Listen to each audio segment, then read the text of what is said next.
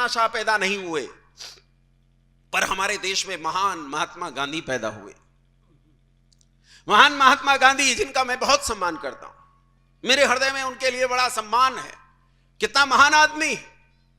उस समय मोहम्मद अली जिन्ना ने कहा, पेपर वेट उठाकर कैबिनेट मिशन की बैठक में कहा था, मेरी भाषा अलग, भूषा अलग, रहन सहन अलग, खान पान अलग, मेरी नमाज अलग, अजान अलग, अल्लाह अलग, कुरान अलग, मुझे इतनी सी जमीन दो, मैं सारे मुसलमानों को लेकर इतनी सी जमीन पर रहूंगा, लेकिन मैं काफिरों के साथ नहीं रहूंगा। और तब गांधी जी ने कहा कि पाकिस्तान मेरी लाश पर बनेगा। पर ताज्जुब तो यह कि पाकिस्तान बना और गांधी जी की लाश गिरी तो सही, लेकिन तब उसके गिरने का उतना लाभ नहीं रहा था।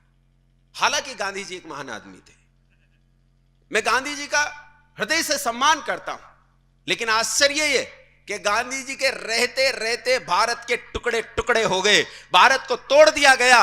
उस मातृभूमि को, जिस मातृभूमि को हम भारत माता कहते हैं, उस भारत माता की हत्या कर दी गई, उसके टुकड़े कर दिए गए, उसे दो टुकड़ों में बांट दिया गया।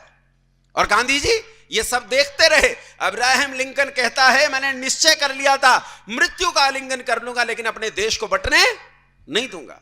लेकिन यहां तो देश बटा, देश बटा। किसने बांटा देश? किसने बांटा देश? अच्छा ये बताओ, तुम ऐसे लोग हो, मुझे तो ताज्जुब होता है कि भारतीय लोग कैसे लोग हैं, जो हमारी मां का हत्यारा है हम उसे भी सम्मान देते, उसे भी सम्मान देते जो हमारी मां का हत्यारा है। तुम एक शेर गाते हो, यूनान मिस्र रोमा मिट गए सभी जहां से, कुछ बात है कि हस्ती मिटती नहीं हमारी। गाते हो ना? किसने लिखा था ये शेर? बोलो। इसी का एक और गीत गाते हो तुम 15 अगस्त 26 जनवरी पे, सारे जहां से अच्छा हिंदुस्तान हमारा, हम बुलबुले हैं इसकी, ये गुलसिता हमारा। किसने लिखा था ये गीत? अल्लामा इकबाल। किसने लिखा था ये गीत? अल्लामा इकबाल। कौन है अल्लामा इकबाल? वो आदमी है जिसके मन में पाकिस्तान का विचार पहली बार उठा। जिन्ना तो इसके हाथ की कठपुतली था, असली आदमी जो पाकिस्तान को अपने दिमाग में लेकर आया वो अल्लामा इकबाल था। अल्लामा इकबाल, तुम जानते नहीं हो अल्लामा इकबाल कौन था? नाम से तो पता चलता है। बोलो कौन था अल्लामा इकबाल? अरे बोल पड़ो, क्या था? कश्मीरी पंडित। अल्लामा इकबाल कश्मीरी पंडित था। यह अपने परिवार का चौथा सदस्य था जो कन्वर्ट हुआ, चौथा सदस्य जो कन्वर्ट हुआ था, मुसलमान बना था, यह कश्मीरी पंडित था। मैं तुमसे यह कहना चाहता हूं कि एक आदमी जब कन्वर्ट हो जाता है, मुसलमान बन जाता है, तो वो कितना खतरनाक हो जाता है। वो अल्लामा इकबाल जिसकी पीढ़ियां वेद पाठ करते करते बीती, जिन्होंने वेद के लिए अपने जीवन और घर दांव पर लगा दिए, जिन्होंने अपनी पीढ़ियों को वेद के लिए कुर्बान कर दिया, जिन्होंने इस सनातन धर्म के लिए अपने तिल कर अपने परिवारों को बर्बाद किया, जिन्होंने इस हिंदू जाति के लिए अपना खून बहाया, अपनी पीढ़ियों को तपाकर नष्ट कर दिया, उन्हीं का बच्चा जब धर्म परिवर्तन करके मुंह पर कूंची जैसी थाड़ी थाम लेता है, तब वो ऐसा देशद्रोही होता है कि अपनी ही मातृभूमि के टुकड़े कुटुकड़े करने से डरता नहीं।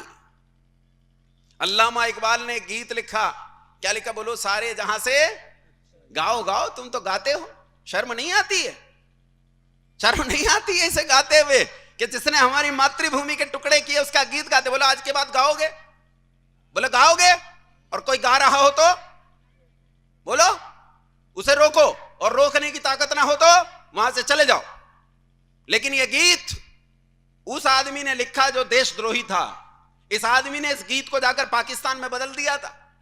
वहां जाकर इसने इस गीत का नाम रखा कौमी तराना, और गीत को बदल दिया। वहां उसने गाया, सारे जहां से अच्छा पाकिस्तान हमारा, मुस्लिम है हम वतन है पाकिस्तान हमारा। तेगों के साए में, तेग समझते हो? तेग समझते हो? तलवार। तेगों के साए में हम पलकर बड़े हुए हैं। खंजर हलाल का है कौमी निशान हमारा, चीनो अरब हमारा, हिंदुस्तान हमारा, मुस्लिम है हम वतन है सारा जहां हमारा। उसने गीत बदल दिया। ये किताब पढ़ने की जरूरत नहीं है, तुम्हारे हाथ में मोबाइल है, विकिपीडिया पर जाओ, टाइप करो कौमी तराना, तुम्हें कौमी तराना पूरा लिखा मिलेगा। ये तो एक दो शेर मैंने सुनाए, 10 से ज्यादा शेर हैं इसमें। कौमी तराना पाकिस्तान में खूब गाया जाता है। अब तो किताब की जरूरत नहीं, विकिपीडिया पर सब उपस्थित है, हम पढ़ना ही नहीं चाहते।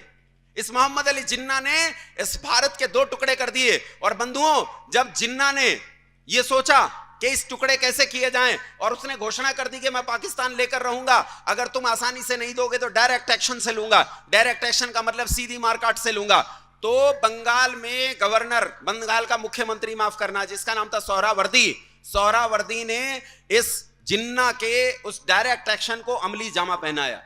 जिन्ना ने बंगाल में घर घर जाकर चंदा और रसीदें काटी, कहा हम पाकिस्तान प्राप्त करने के लिए एक शांतिपूर्ण आंदोलन करना चाहते हैं। और उस काल में करोड़ों रुपए जमा किए, करोड़ों रुपए। किन के घरों से कटी है रसीदें? हिंदुओं के घरों से। किन की दुकानों से कटी है रसीदें? हिंदुओं की दुकानों से। किन लोगों से कटी है रसीदें? हिंदुओं से कटी है रसीदें। रसीदों से करोड़ों रुपया इकट्ठा किया गया। इस करोड़ों रुपए से हथियार खरीदे गए, उस काल के आधुनिक धारदार और बंदूकें, सब तरह के हथियार खरीदे गए। और 16 अगस्त 1946, टाइप करना इस पर, 16 अगस्त 1946, और ढूंढना कि 16 अगस्त 1946 को क्या हुआ था। तुम्हें इतिहास नहीं पढ़ाएगा ये, तुम्हें यह मैकाले की शिक्षा नहीं पढ़ाएगी 1946 में क्या हुआ था, 16 अगस्त 1946 को क्या हुआ था। लेकिन विकिपीडिया पर सब मौजूद है, सारे चित्र मौजूद हैं। 16 अगस्त 1946 की वो भयानक रात, जिसे कलकत्ता किलिंग्स के नाम से जाना जाता है, रात के 1:30 बजे मुसलमानों ने अपने हथियार निकाले और सोते हुए 95% हिंदुओं का कत्ल कर दिया। 95% हिंदुओं को सोते हुए कत्ल कर दिया। बचे 5%, माओ और बहनों तक को कत्ल कर दिया गया। चित्र देखना, चित्रों में तुम्हें लाशें दिखेंगी, कीच दिखाई देगा। वो कीच कीचड़ नहीं है, वो मानव रक्त और मांस का कीच है, जिस पर भागते हुए वो लोग फिसल रहे थे। जान बचाकर भागते हुए लोग फिसल कर गिर जाते थे, जिन्हें फिर से काट दिया जाता था। वहां तुम्हें कूड़े के बड़े बड़े ढेर दिखाई देंगे। ध्यान से देखना, वो कूड़े के ढेर नहीं है बंधुओं, ध्यान से देखना, वो कूड़े के ढेर नहीं है, वो माओ बहनों के स्तन काटकर ढेर लगाए गए, स्तन काटकर। हमारी माओ बहनों के। हारी हिंदू जाति, तू कब जागेगी? तूने कितना अत्याचार सहा, लेकिन तुझे पता नहीं चला कि तेरे भीतर की फूट तेरा कितना भारी नुकसान कर रही है। माओ ने वो लाल जन्ने बंद कर दिए जिनके नाम के पीछे बिस्मिल होता था। माओ ने वो पति बनाने बंद कर दिए जिन पतियों को वो अपना शीश काटकर थाली में भिजवा देती कि जा राष्ट्र की रक्षा के लिए बलिदान हो, मेरी परवाह मत कर। न जाने इस हिंदू जाति का क्या होगा। अरे तुझे जगाते जगाते दयानंद गया, तुझे जगाते जगाते श्रद्धानंद गया, तुझे जगाते जगाते लेखराम गया, तुझे जगाते जगाते राजपाल बलिदान हुआ, तुझे जगाते जगाते बिस्मिल चंद्रशेखर और भगत सिंह गए, लेकिन तू न जागी, तू न जागी। बंधुओं, केवल 5% लोग बचे। और जब इन 5% लोगों ने सोचा कि अब हमारे जीवन में बचाई क्या है, हम लड़ेंगे, और उन्होंने लड़ने के लिए कमर पर अपनी कमर को कसा, तो उसी समय इस देश में जो सबसे महान नेता थे, जिनका मैं बड़ा सम्मान करता हूं, महान महात्मा गांधी जी, वो नोआखाली पहुंच गए। और उन्होंने इन हिंदुओं को झंझोड़ कर कहा कि मुसलमानों पर हाथ मत उठाना, ये मेरे भाई हैं। और बंधुओं, गुरुडम ऐसी चीज होती है। एक बाबा हरियाणा में गिरफ्तार हो गया, जेल में पड़ा है बलात्कार के केस में। उसके चेले आज भी उस जेल के चारों तरफ प्रदक्षिणा करते हैं, पानी का छिड़काव कर करके उन्होंने जेल की दीवारें गला दी। गुरुडम ऐसी चीज होती है, इसकी पट्टी आंख पर बंध जाए तो फिर ये खुलती नहीं है। गांधी उस समय ऐसा गुरुजी था कि उससे बड़ा गुरुजी इस देश में नहीं थे। और गांधी जी के गुरुडम की पट्टी हमारी आंख पर ऐसी बंधी, हमने कहा जो गांधी जी के भाई हैं, तो गांधी जी हमारा बापू, तो ये भी चाचा, और हमने चाचाओं पर हाथ नहीं उठाया। पूरा देश इस भयानक नरसंहार को देखकर डर गया, कांप उठा, और भीतर तक ऐसे लोग डर गए कि किसी के भीतर गुंजाइश नहीं रह गई थी उठने की, हिम्मत नहीं रह गई थी कि वो उठें। बंधुओं, जब पूरा देश कांप उठा, डर गया इस नरसंहार को देखकर, तो आज तुम जिन्हें देखकर हिकारत की नजर से देखते हो, जिन्हें गरीब समझते हो, जिन्हें कमजोर समझते हो, जिन्हें समझते हो मजदूर हैं, रेल की पटरियां बिछाते हैं, सड़कें बनाते हैं, उन बिहारियों ने इसका मुंह तोड़ जवाब दिया। जहां उत्तर प्रदेश खत्म होता है बलिया, और बलिया से 50 किलोमीटर आगे एक जगह पड़ती है छपरा। नाम सुना है छपरा का? छपरा के लड़कों ने तलवारें निकाली और इन मलेच्छों को मुंह तोड़ जवाब दिया। वही जवाब दिया जो नोआखाली में उन्होंने हमारे हिंदू भाई बहनों के साथ किया था, वही जवाब छपरा के युवकों ने दिया। लेकिन वो ऐसा जवाब दे पाते कि ये भी उसी डर में पहुंच पाते, उससे पहले गांधी जी छपरा पहुंच गए। और एक एक घर का दरवाजा खटखटाया और खटखटाकर उन्हें समझाया कि ये मेरे भाई हैं, इन पर हाथ मत उठाना, और उन लड़कों ने हथियार रख दिए।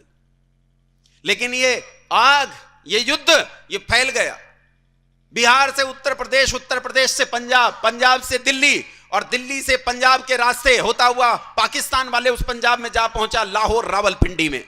भयानक मारकाट मची। गांधी जी पूरे देश में घूमते रहे और उन्होंने हिंदुओं को हथियार उठाने से साफ मना कर दिया। 7 महीने के भीतर भीतर इतिहास बताता है 22 लाख हिंदुओं का कत्ल कर दिया गया। 22 लाख लोगों का कत्ल कर दिया गया। और बंधुओं, गांधी जी तो महान है, आपको पता ही है। मैं तो गांधी जी का भक्त आदमी हूं। गांधी जी कितने महान हैं इसका आकलन एक छोटी सी बात से लगाओ।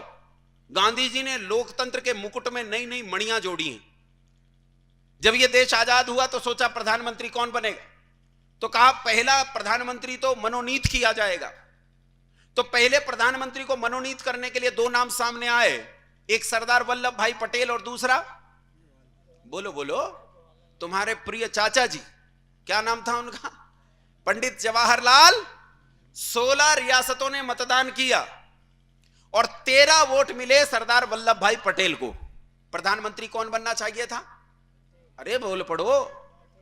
कहते तो यह है बाकी की 3 वोट खारिज हो गई थी, यानी नेहरू जी को एक भी वोट नहीं मिली। अब देखो गांधी जी की महानता। गांधी जी लोकतंत्र का वो शिखर हैं जो बिना वोट पाए आदमी को प्रधानमंत्री बना सकता है कोई इतना महान आदमी दुनिया में? मैं कहता हूं गांधी जी जैसा महान आदमी दूसरा नहीं हो सकता। वो ऐसा व्यक्ति है जो बिना वोट पाए आदमी को भी प्रधानमंत्री बना सकता है।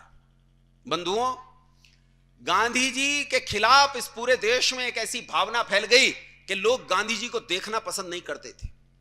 गांधी जी जब नोआखाली गए तो स्त्रियों ने अपनी चूड़ियां फोड़कर, अपने घर में बोतलें और कांच की बोतलें और कांच का सामान फोड़कर गांधी जी के पांव में फेंक दिया। फूल नहीं बिछाए, गांधी जी के पांव में कांच फेंक दिया, लोहा फेंक दिया। जहां जहां गांधी जी गए लोगों ने इन पर थूका।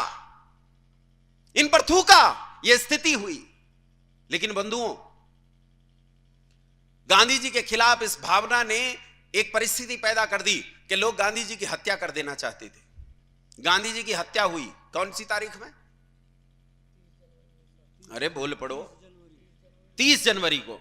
कौन सी तारीख को हत्या हुई? और पहला हमला कब हुआ गांधी जी पर? 20 जनवरी में। पहला हमला हुआ 20 जनवरी में और 30 जनवरी में नाथूराम गोडसे ने गांधी जी की हत्या कर दी। 20 जनवरी से लेकर 30 जनवरी तक गांधी जी पर 5 हमले हुए। इस बीच में नेहरू की पुलिस, पूरे देश की पुलिस गोडसे को नहीं ढूंढ पाई। वो गोडसे को ढूंढ नहीं पाए कि गोडसे कहां है, और गोडसे ने 30 जनवरी को आकर हत्या कर दी गांधी जी की। लेकिन सुनो, गांधी जी की हत्या होते ही 12 घंटे के भीतर भीतर बिना किसी इलेक्ट्रॉनिक मीडिया के, बिना किसी सोशल मीडिया के, बिना प्रिंट मीडिया के कुछ विशेष फैलाए, पूरे देश में पता चल गया गांधी जी के चेलों को कि नाथूराम गोडसे कौन है, किस जाति से है, चित्पावन ब्राह्मण कौन होते हैं, ये महाराष्ट्रियन चित्पावन ब्राह्मण कहां कहां रहते हैं, पूरे देश में इनके गांव कहां कहां हैं। और पूरे देश में चित्पावन ब्राह्मणों का नरसंहार शुरू हुआ। ऐसा भयानक नरसंहार शुरू हुआ कि चित्पावन ब्राह्मणों को ढूंढ ढूंढ कर मारा गया। उसी रात में 50 चित्पावन ब्राह्मणों को महाराष्ट्र में मौत के घाट उतार दिया गया। 15 को पुणे में मौत के घाट उतार दिया गया। नारायण सावरकर के घर पर हमला हुआ, पत्थरों से हमला करके नारायण सावरकर की जान ले ली गई। वीर सावरकर के घर पर हमला हुआ, उन्हें किसी तरह बचाया गया। पूरे देश में ब्राह्मणों का ऐसा नरसंहार हुआ कि हजारों हजार लोगों को रातों रात मौत के घाट उतार दिया। किन लोगों ने? अहिंसा के पुजारियों ने। अहिंसा महान है, गांधी जी महान है। गांधी जी मर गए।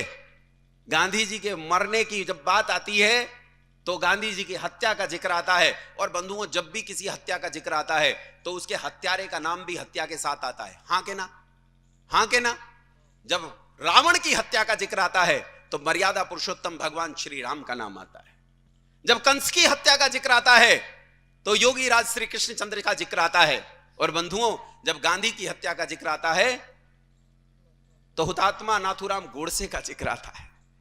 गोडसे ने हत्या करके गलती की, और जो आदमी हत्या करता है वो हत्यारा है, उसे फांसी चढ़ना चाहिए। बोलो हां के ना? हां ना बोल पड़ो। फांसी मिलनी चाहिए कि नहीं? गोडसे को फांसी मिली, गोडसे को फांसी हुई, गोडसे को फांसी पर लटका दिया गया, मार दिया गया। लेकिन मैं पूछना चाहता हूं, जिसने हत्या की उसे फांसी होनी चाहिए कि नहीं? हां ना बोलो, हां ना बोलो। और अब मेरे प्रश्न का उत्तर दो। 7 महीने के भीतर जो 22 लाख हिंदू मरे, उनकी मौत का जिम्मेदार कौन? कौन है उनकी मौत का जिम्मेदार? क्या उस आदमी को फांसी नहीं होनी चाहिए? लोग कहते जी वो तो मर गया, बहुत दिन की बात हो गई। अरे वो तुम्हारे दिल में जिंदा है, वो तुम्हारी करेंसी पर जिंदा है, वो तुम्हारी सरकार में जिंदा है, वो तुम्हारे राजनेताओं में जिंदा है, वो इस जनमानस में जिंदा है और मेरे जैसे भक्तों के हृदय में जिंदा है। और बंधुओं, ये जहां जहां जिंदा है वहां वहां इस आदमी की हत्या होनी चाहिए, जिस आदमी ने 22 लाख लोगों का कत्ल किया। बोलो हां के ना? विरोध करो अगर मैं झूठ बोलता हूं तो, विरोध करो मेरा अगर मैं झूठ बोलता हूं। मैंने अगर एक भी तथ्य गलत कहा हो ऐतिहासिक रूप से, तो मैं उस तथ्य के लिए माफी मांगने और सजा भुगतने के लिए तैयार हूं। एक भी तथ्य अगर मैंने झूठ कहा हो।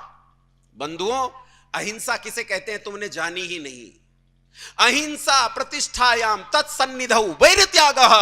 ऋषि पतंजलि कहते हैं अहिंसा किसे कहते हैं।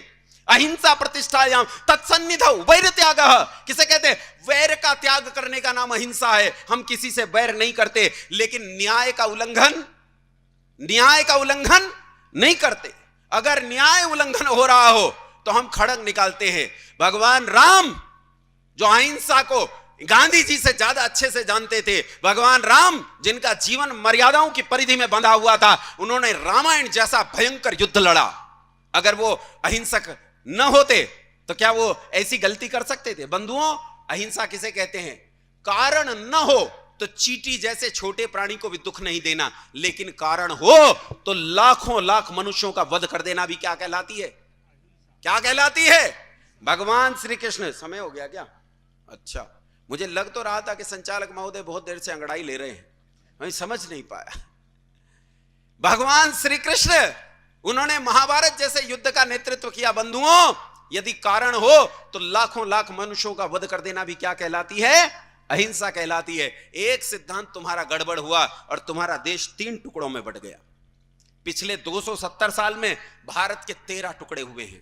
अगर तुम अब भी नहीं जगे तो इस भारत के अभी भी लोग नारे लगा रहे हैं, भारत तेरे टुकड़े होंगे इंशाअल्लाह इंशाअल्लाह। इसलिए चेतो, जागो, समझो कैसे हम इस देश को बचाएं। रात्रि में चर्चा करूंगा। जो लोग कल आए थे और इस समय भी आए, उनकी रात्रि में बात ज्यादा समझ में आएगी। और जो घंटे छोड़ रहे हैं, जो पीरियड्स में बंक मार रहे हैं, जो क्लास के समय चाट खाने चले जाते हैं, उनकी बात कम समझ में आएगी। लेकिन रात में बताऊंगा कि इस राष्ट्र की वास्तविक समस्या का समाधान क्या है। बहुत धैर्य से इतनी देर तक आप लोगों ने मुझे झेला, उसके लिए बहुत धन्यवाद। आप सभी को सादर प्रणाम।